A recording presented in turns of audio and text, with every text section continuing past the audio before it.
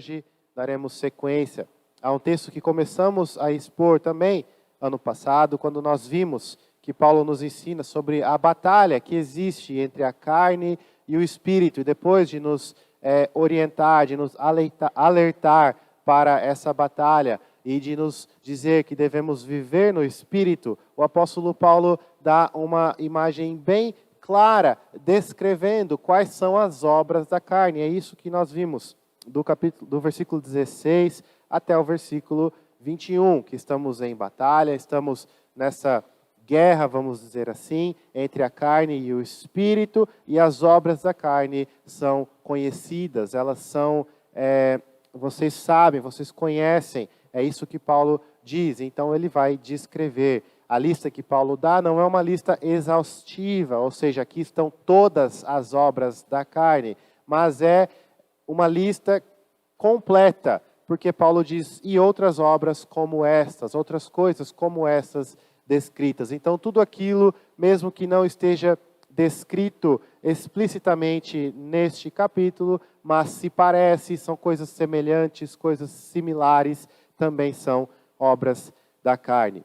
Tendo visto isso, Paulo, então, a partir do versículo 22, nos mostra qual é o fruto do Espírito. E é isso que nós vamos ler nesta noite. Gálatas 5, do versículo 22 ao 26. Preste atenção na leitura da palavra do nosso Deus, que diz assim: mas o fruto do Espírito é amor, alegria, paz, longanimidade, benignidade, bondade, fidelidade, mansidão, domínio próprio. Contra essas coisas não há lei. E os que são de Cristo Jesus crucificaram a carne com as suas paixões e concupiscências. Se vivemos no Espírito, andemos também no Espírito. Não nos deixemos possuir de vanglória, provocando uns aos outros, tendo inveja uns dos outros. Feche seus olhos, nós vamos orar mais uma vez. Peça que Deus fale ao seu coração nesta noite. Peça que Ele te ajude a ouvir com atenção a palavra pregada. Rogue pela ajuda do Espírito neste momento.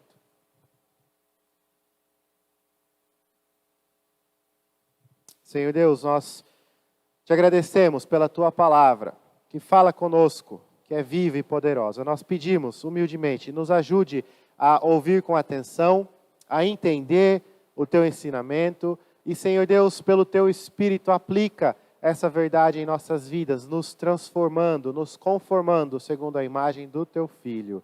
Apesar das nossas limitações, nós rogamos a Tua ajuda neste momento. No nome de Jesus. Amém. E amém. Irmãos, eu estava fazendo uma rápida pesquisa e eu tentei descobrir qual a quantidade de frutas que existe no mundo todo. Essa rápida pesquisa não foi frutífera, eu não consegui descobrir quantos frutos existem em todo o mundo. Talvez alguns irmãos aqui da nossa igreja, professora de biologia que temos, pode nos ajudar depois, se souber ou não. Mas eu descobri que existia um brasileiro, e tem um artigo no site do G1, em 2018, e esse brasileiro é o responsável por ter o maior número de frutas plantadas em sua terra no mundo todo. Ele tem mais de 1.400 espécies de frutas que ele mesmo cultivou. Mais de 1.000 dessas espécies são nativas do Brasil. E ao ver este dado, me chamou a atenção que eu não sei nada de fruta. Então é completamente oposto. Temos uma pessoa considerada um frutólogo e temos eu, que não sei nada de fruta, nem de fruta eu gosto. Se você precisar de uma dica para cultivar, plantar uma fruta, eu sou a última pessoa que você deve perguntar, porque eu não entendo. Não é um assunto que chama a minha atenção, para ser bem franco. Eu não sei quanto a você, sentado aqui nesta noite, se você é uma pessoa que está mais para o lado do frutólogo, gosta, cultiva, entende, busca saber as melhores técnicas para uma fruta mais doce, mais vistosa, mais bonita, ou se você é como eu, que fruta é algo que não chama atenção. Independente da situação, se você for como eu ou como esse frutólogo, esse texto fala de um fruto.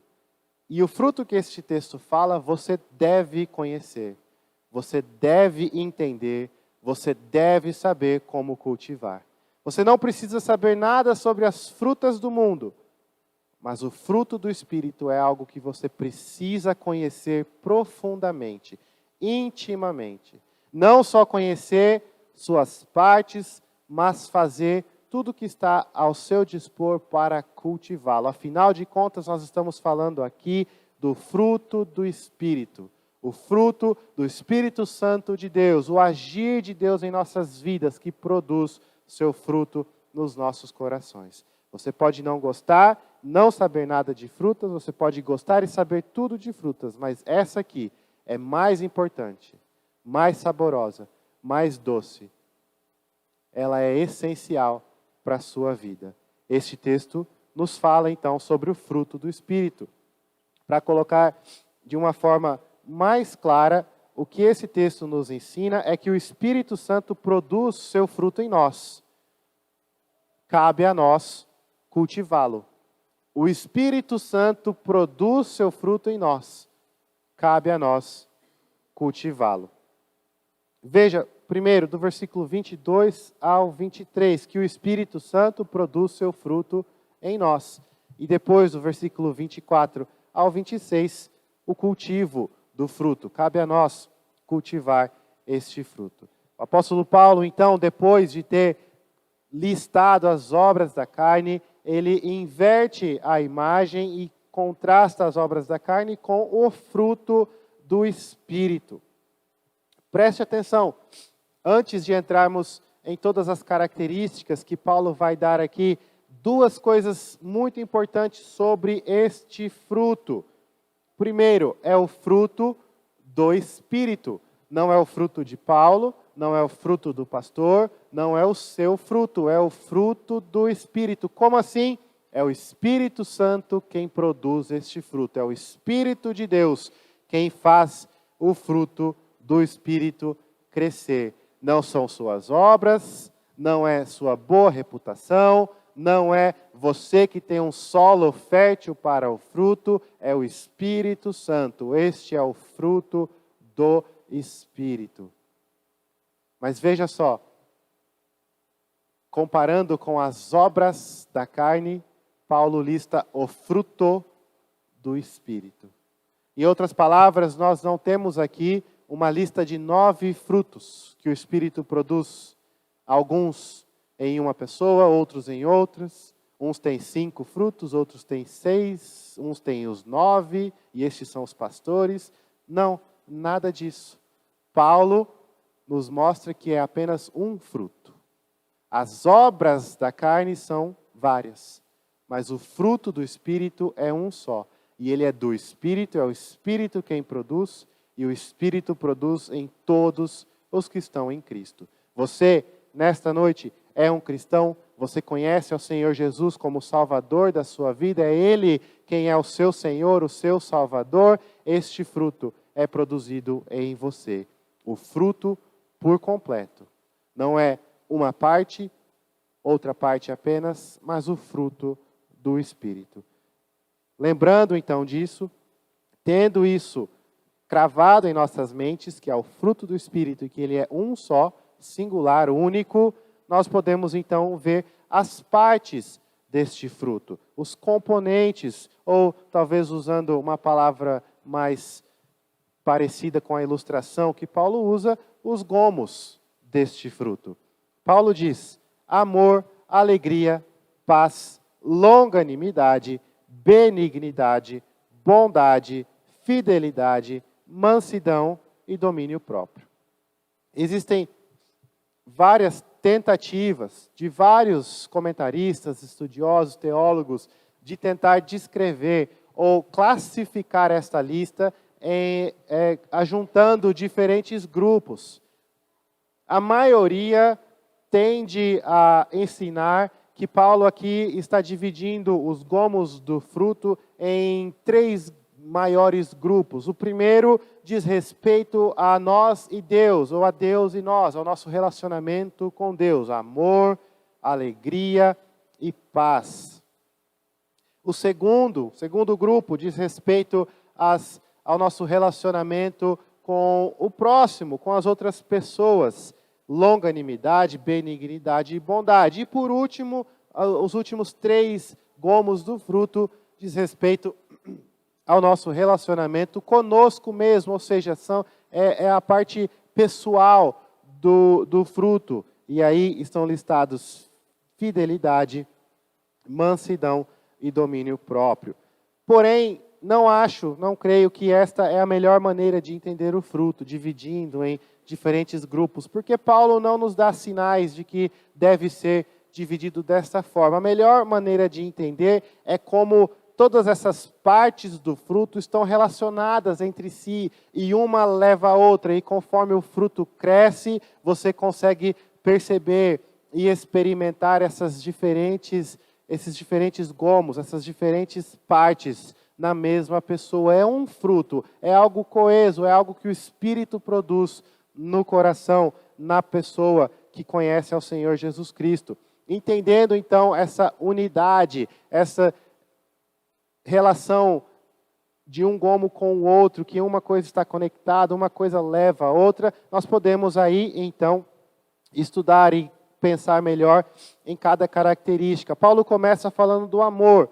Amor, na Bíblia, nós já falamos disso várias vezes, não é o amor que o cinema ensina, não é o amor dos livros de romance, não é a paixão, não é aquele amor que hoje a pessoa sente, amanhã o amor acaba e ela pode desfazer um pacto que ela fez que deveria durar o tempo todo através do divórcio. Não é o tipo de amor que o mundo ensina, que se esfria, não. É o amor bíblico, o amor verdadeiro, o amor sacrificial, o amor que dá a vida em prol do outro. O amor que é um mandamento, você escolhe e decide amar, apesar dos problemas do próximo, apesar das falhas, apesar das dificuldades, apesar do fato de que talvez o próximo seja uma pessoa difícil de ser amada, você escolheu amar, você ama sacrificialmente, porque esse é o amor que Cristo tem por nós. Nós somos difíceis, nós somos fracos, nós somos pessoas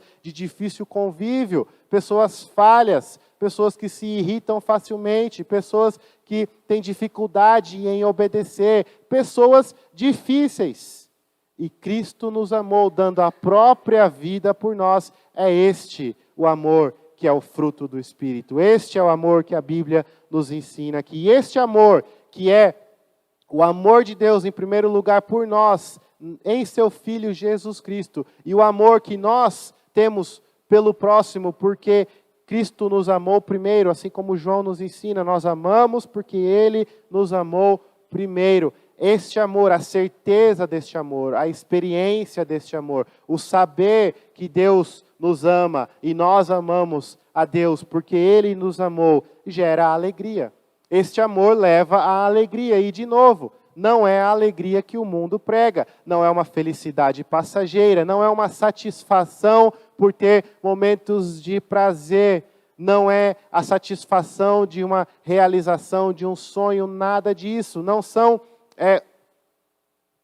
sentimentos passageiros de êxtase e alegria. Não é isso que a Bíblia está falando. Ela está falando da alegria verdadeira, a felicidade genuína, a alegria que não passa, a alegria que não acaba. Veja só, Jesus fala disso lá no Evangelho de João, que Ele dá a sua alegria aos seus discípulos, Ele dá a sua paz. Esta alegria vem do fato de que Deus nos ama, de que nós sentimos o amor de Deus. E por que Deus me ama? Porque eu sinto e experimento o amor de Deus. Eu sou uma pessoa alegre. A vida tem dificuldades, tem problemas.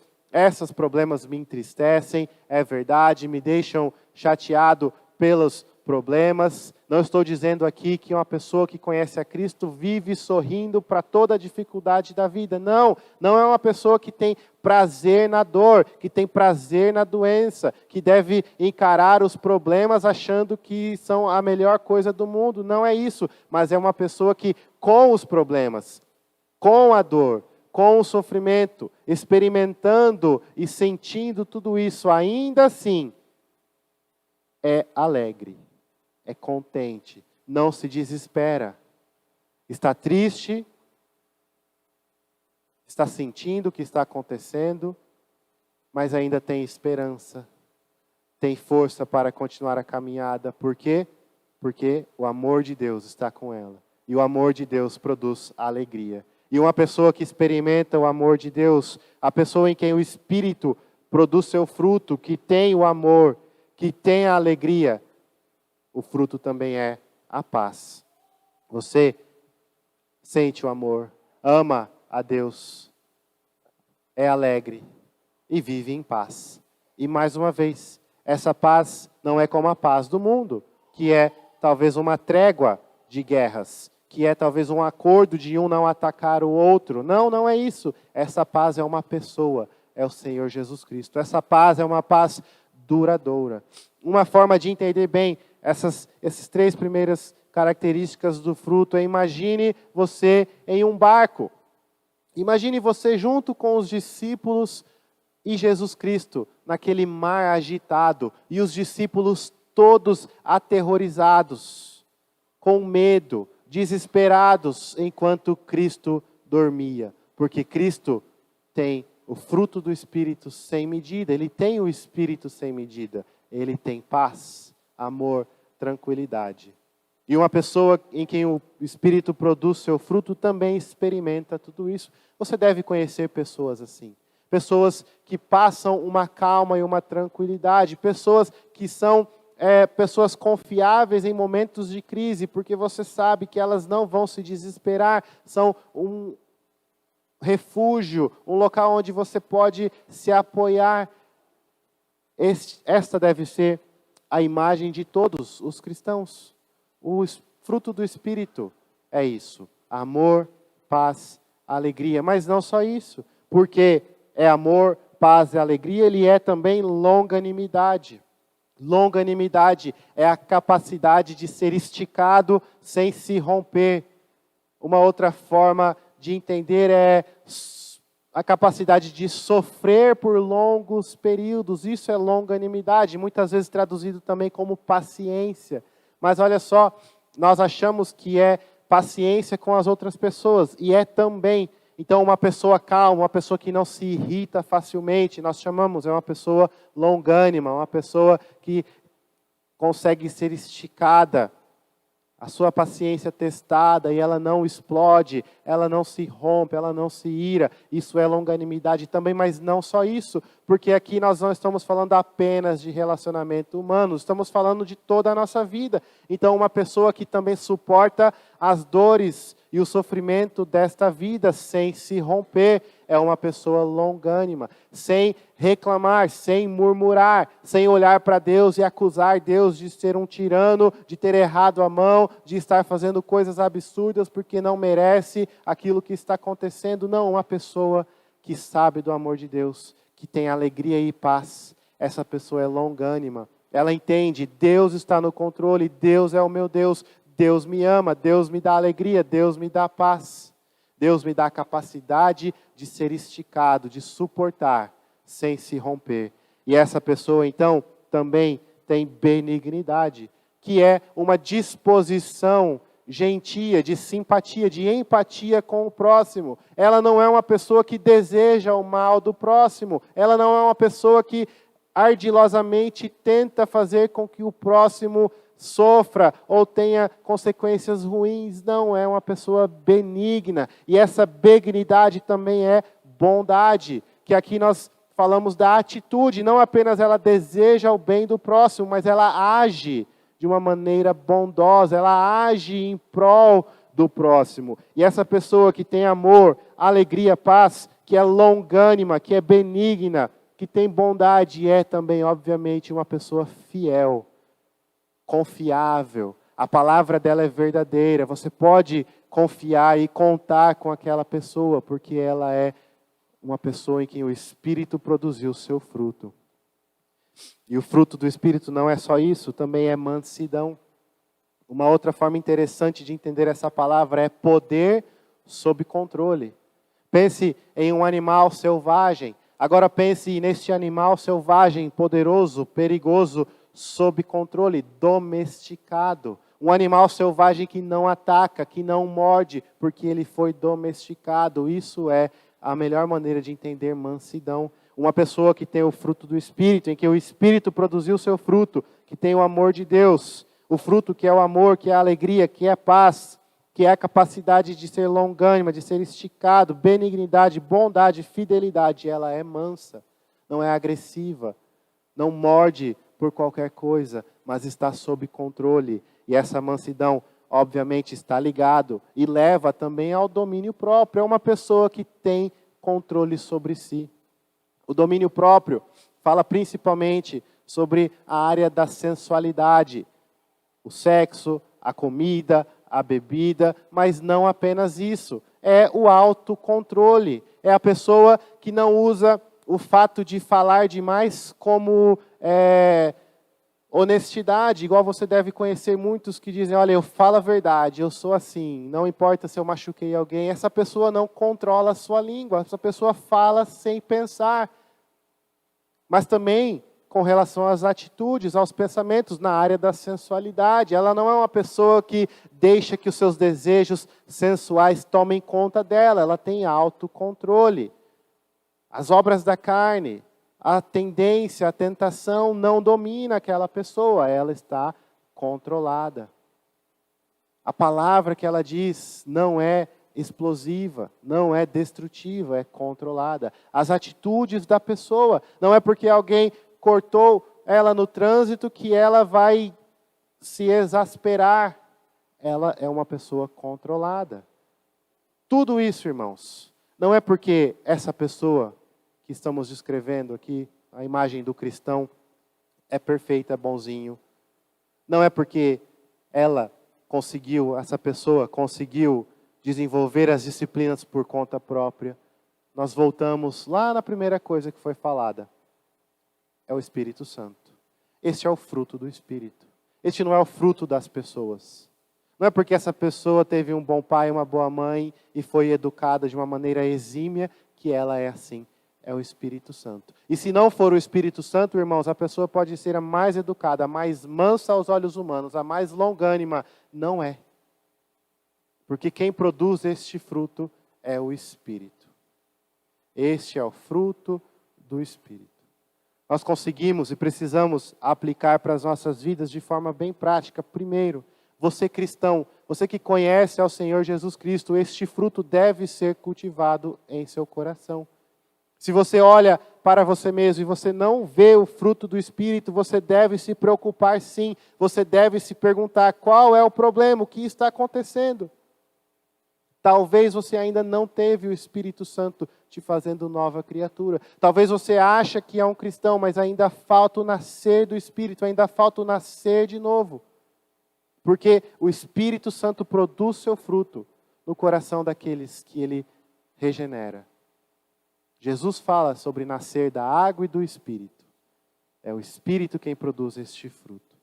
E se este for o caso para você nesta noite, você olhando para você mesmo, ouvindo essas palavras, sua consciência te acusa, dizendo, olha, realmente eu não nasci do Espírito ainda, eu não conheço a Cristo verdadeiramente. Mais uma vez Cristo lhe é oferecido. Mais uma vez você pode fechar os olhos e se arrepender e dizer, Senhor Jesus, o Senhor é o Salvador, eu me arrependo dos meus pecados, tome conta da minha vida. Ó Senhor, Deus Espírito Santo, produza seu fruto em meu coração. Eu quero ser uma pessoa em que o fruto do Espírito, amor, alegria, paz, longanimidade, benignidade, bondade, fidelidade, mansidão, domínio próprio é cultivado. O fruto cresce em meu coração. Porque a Bíblia diz que todos os que clamam pelo nome do Senhor Jesus, crendo que Ele é o Senhor e Salvador, todos eles são filhos de Deus. Todos eles nascem do Espírito. O Espírito produz seu fruto. Mas talvez você já seja, e cremos que este é o caso para a maioria, graças a Deus por isso, você já seja um cristão verdadeiro. Talvez o fruto já existe, mas o fruto está pequenininho. Talvez um gomo ou outro cresceu um pouco mais, mas os outros estão azedos, não estão doces. Você precisa clamar pelo fruto. Você precisa se arrepender das obras da carne, dos seus pecados e dizer, Senhor Deus, produza seu fruto em mim, o fruto do Espírito, cultive em meu coração. Cresça o fruto do Espírito. Talvez você é um cristão verdadeiro, que conhece o amor de Deus, experimenta a alegria e a paz, mas a maneira que você se relaciona com o próximo, você não demonstra esse amor, então você não é longânimo, você não é confiável, você não controla as suas atitudes, a maneira em que você vive. Arrependa-se disso e busque viver no Espírito, como Paulo diz, se vivemos no Espírito, andemos também no Espírito. Este é o fruto do Espírito. O Espírito produz em todos os que conhecem a Jesus Cristo. Você está em Cristo, Cristo é o seu Salvador, o Espírito Santo produz este fruto em você. Clame pela ação do Espírito, ore, rogue a Deus para que o fruto seja produzido. Um fruto do Espírito, não nosso. É Ele quem produz, é Ele quem planta, é Ele quem faz crescer. Mas o texto continua. E é interessante que a Bíblia usa essa metáfora, essa comparação, ilustração de um fruto e uma fruta, e se encaixa muito bem naquilo que é descrito aqui, porque um fruto, você pode pegar a semente, você pode plantar a planta no solo correto, aguar da maneira que as coisas devem ser aguadas, mas você não pode dizer, fui eu quem cresci esse fruto. Fui eu quem produzi este fruto. Se você for honesto com você mesmo, você sabe. Você plantou, regou, mas quem faz crescer é Deus. O crescimento vem do Senhor. Se Deus não fazer crescer, não cresce. Se Deus não produzir, não produz. Não é a semente certa, no solo certo, não é a atitude humana, nada disso, é o Senhor Deus. E o fruto do Espírito é da mesma forma, é o Espírito quem produz. Mas olha só, se você pegar o fruto e não cultivar da maneira correta, ele também não vai crescer. E o fruto do Espírito, Paulo nos ensina que é do Espírito, é o Espírito quem produz, é somente o Espírito que pode produzir, mas nós devemos cultivá-lo. E como que nós cultivamos este fruto? Primeiro, tirando tudo aquilo que sufoca o fruto. Mais uma vez, eu não sou expert em plantas, em agricultura, nada disso. Pelo contrário, sei bem pouco, mas eu sei que se você plantar plantas que competem em um espaço muito pequeno, uma não deixa a outra crescer. Não adianta jogar 200 sementes em um pequeno espaço de terra e achar que vão crescer. Não há nutriente suficiente para todas, não vai dar certo. Existem cálculos feitos pela distância de cada semente, como devem ser plantadas. E Paulo nos ensina aqui, olha, o fruto do Espírito, você precisa eliminar tudo aquilo que sufoca o fruto, tudo aquilo que impede o crescimento desse fruto. Quais são essas coisas? Como que Paulo vai dizer? Ele já falou as obras da carne. E aqui ele retoma, não repetindo a lista, mas dizendo assim, no versículo 24, e os que são de Cristo crucificaram a carne com as suas paixões e concupiscências. Você quer saber quais são as paixões e concupiscências da carne? Volte a alguns versículos, as obras da carne já foram listadas, Paulo já ensinou quais são. Mas se você está em Cristo, o fruto do Espírito produzido em você, você precisa crucificar a carne. Você precisa eliminar tudo aquilo que sufoca o fruto do Espírito. Em outras palavras, o que Paulo está ensinando aqui é uma doutrina que muitos teólogos chamam de mortificação. A doutrina de matar o pecado, de matar a carne. Isso é algo que nós devemos fazer. Para o cultivo do fruto do Espírito, nós precisamos crucificar a carne, mortificar o nosso pecado. Como que nós fazemos isso? Uma maneira bem prática de entender, quebrando as pontes que levam ao pecado e levantando torres de vigia quanto ao pecado. Em outras palavras, você deve buscar viver sua vida de uma maneira em que você se guarda das obras da carne. Por que que você vai se pôr em uma posição desfavorável, de tentação, em que você provavelmente irá cometer uma das obras da carne deliberadamente? Se você puder, se estiver ao seu alcance, quebre as pontes que te levam até lá. Não se ponha nessas situações. Mortifique, crucifique a carne. Outro aspecto deste ensinamento da mortificação é o fato de que nós precisamos entender que para o pecado nós já morremos. O pecado não tem poder sobre nós. Muitos cristãos usam a pecaminosidade, o resquício do pecado que permanece em nós como desculpa para continuar pecando. E dizem, olha, eu sou pecador, ainda sou pecador. É a natureza humana, a carne é fraca. E porque eu ainda sou pecador, porque ainda tenho a natureza caída, eu vou continuar pecando e não tem problema. Cristo morreu por mim, Cristo me perdoou, eu sou nova criatura em Cristo, mas ainda tem pecado em mim, vou continuar pecando. Não é isso, crucifique a carne. Olhe para o seu pecado e diga, você já morreu.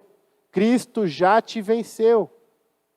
Vamos usar uma ilustração bem vívida aqui. Imagine uma pessoa crucificada.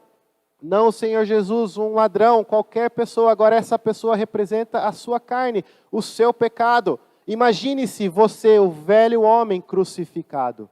E mortificar, crucificar a carne significa que você olha para o seu velho homem e você prega este velho homem na cruz.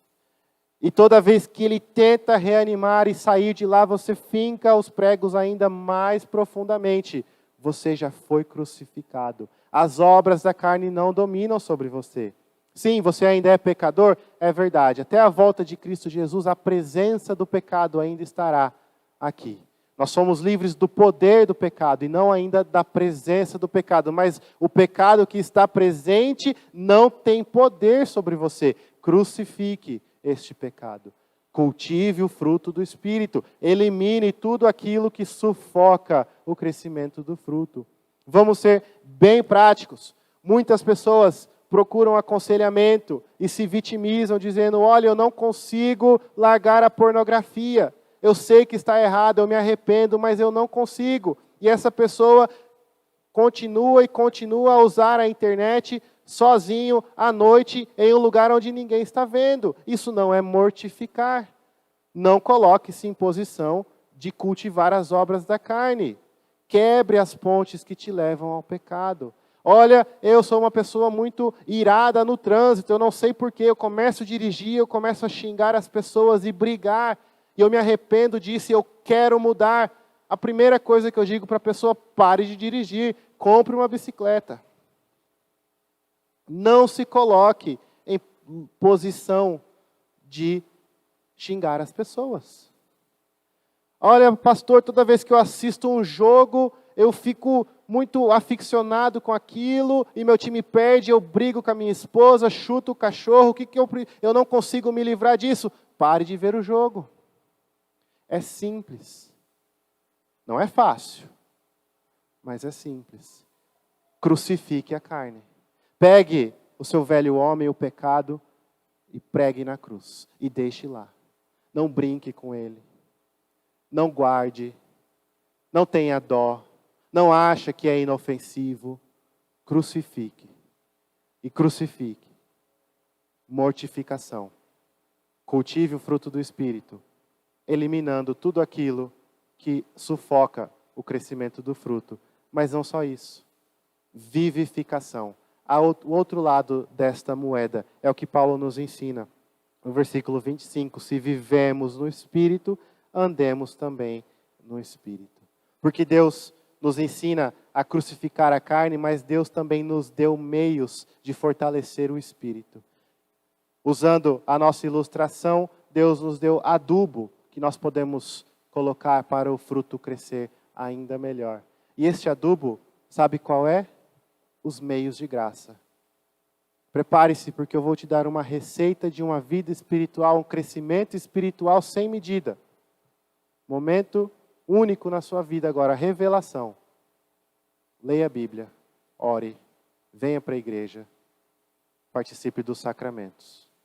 Não tem mágica, não tem momento de êxtase, leia sua Bíblia, ore, participe da comunhão, faça uso dos sacramentos, ouça a palavra pregada, participe da ceia, participe da vida da igreja, ore com frequência, venha às reuniões de oração, leia sua Bíblia em público, leia sua Bíblia na sua casa. Estes são os meios que Deus nos deu para nos fortalecer. Talvez você está nessa luta contra a carne e a carne tem vencido várias e várias vezes e você se sente fraco e você vê um texto como esse e você pensa, mas o fruto do Espírito está pequeno e as obras da carne estão grandes, estão sufocando, eu não consigo vencer. Mortificação, vivificação. Quebre as pontes que te levam ao pecado, construa pontes que te levam para Deus. Leia a Bíblia, ore, venha para a igreja. É simples, não é fácil, mas é simples. Você quer o fruto do Espírito cultivado em sua vida? Vivifique o Espírito.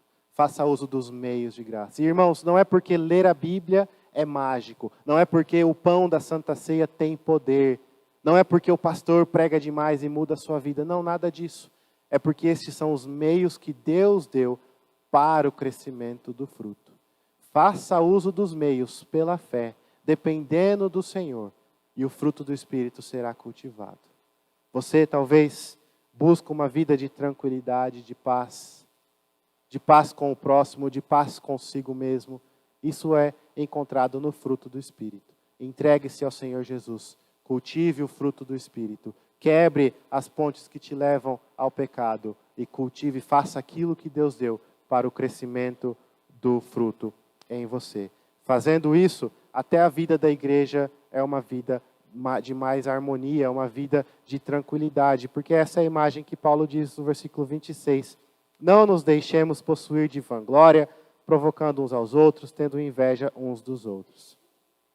A ilustração que Paulo está usando aqui, ele muda. Não é mais a de agricultura, agora é uma ilustração militar. Andemos também no Espírito, é a palavra para a maneira em que um pelotão marcha em linha. O que ele está falando aqui é andemos em linha com o Espírito, assim como um exército em forma, caminha e marcha e corre sem sair de forma, daquela maneira organizada. E num exército, um soldado não olha para o outro, eu queria estar ali, um soldado não tropeça no outro e tenta empurrar o outro. Um pelotão bem treinado vai em linha, vai no seu lugar, em forma adequadamente. E uma igreja onde o fruto do Espírito é cultivado, onde as pessoas cultivam o fruto do Espírito, são dessa forma, caminham em linha. Um não tem inveja do outro, um não tenta derrubar o outro, mas ambos, todos juntos, alimentados pelo Espírito, cultivando o fruto do Espírito, andam sem inveja, sem contenda. Você quer uma igreja sem problemas? Ainda não é possível. Mas uma igreja melhor, uma igreja mais harmônica, é com pessoas que cultivam o fruto do Espírito. Este é o texto que nós tínhamos nesta noite. Paulo nos ensina que o Espírito Santo produz seu fruto em nós, cabe a nós cultivá-lo. Feche seus olhos, nós vamos orar.